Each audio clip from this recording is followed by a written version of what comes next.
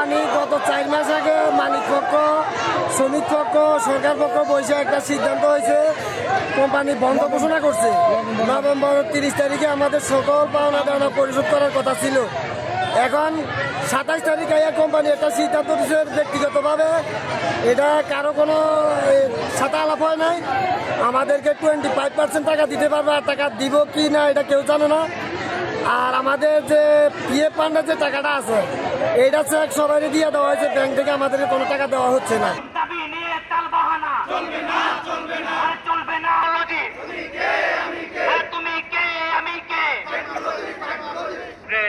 বাস্তবায়নের একেবারে দ্বার প্রান্তে এসে উপস্থিত হচ্ছে আমাদের অধিকার।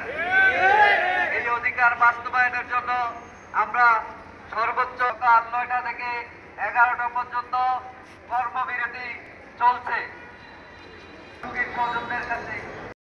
আমরা চাই আজকের মধ্যেই প্রজ্ঞাপন দিয়ে আমাদের কর্মক্ষেত্রে ফিরে নিন।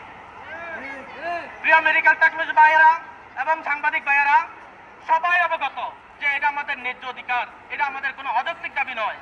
এই সরকারের কাছে অনেকে অযৌক্তিক দাবি নিয়ে মাঠে এসেছেন। ওটা আপনাদের বিবেচনার বিষয়, যারা সাংবাদিক আছেন, যে কোনটা অধিকার আর কোনটা অযৌক্তিক দাবি।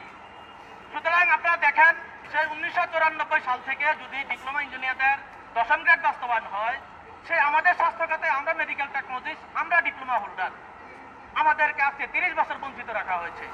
সুতরাং এই সরকার অনেক মানবিক, এই সরকার অনেক কাজ করছেন।